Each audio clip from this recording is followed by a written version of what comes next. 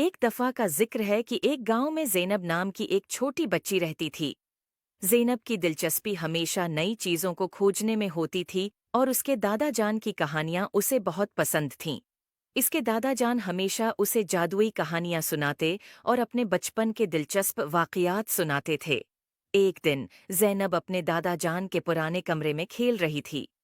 उसने एक पुरानी लकड़ी की अलमारी देखी जिसमें एक छोटा सा संदूक रखा था। ज़ैनब की तजस्सुस की वजह से उसने संदूक का ढकना खोला और अंदर एक खूबसूरत चमकती हुई अंगूठी देखी। ये अंगूठी किसी आम अंगूठी से मुख्तलिफ थी। इस पर खूबसूरत डायमंड लगा हुआ था। ज़ैनब ने अंगूठी को उठाकर अपने दादा जान के पास ले गई और उनसे पूछा, दादा जान, ये क्या है? दादा जान ने अंगूठी देखकर मुस्कुराया और कहा, ये जादुई अंगूठी है। ये अंगूठी हमारे खानदान की हिफाजत के लिए है।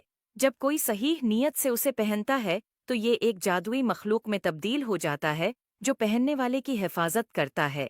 ज़ैनब ने हैरत से पूछा, क्या मैं उसे पहन सकती हूँ? दादा जान ने नरमी से कहा, हाँ, लेकिन याद रखो, ये अंगूठी सिर्फ सही नीयत और दिल की पाकीज़गी के साथ ही अपना जादू दिखाती है। ज़ैनब ने अंगूठी पहनी और अचानक एक नर्म रोशनी के साथ अंगूठी एक छोटी प्यारे मॉन्स्टर में तब्दील हो गई। ये जिन सब्ज रंग का था और उसकी आंखें चमक रही थीं। वो दोस्ताना अंदाज में ज़ैनब की तरफ देखने लगा। जिन और ज़ैनब बेहतरीन दोस्त बन गए।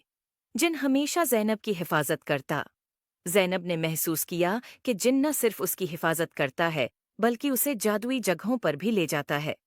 एक दिन जब ज़ैनब जंगल में खेल रही थी तो उसने देखा कि एक दरख्त के नीचे एक नन्ही सी बल्ली फंस गई है।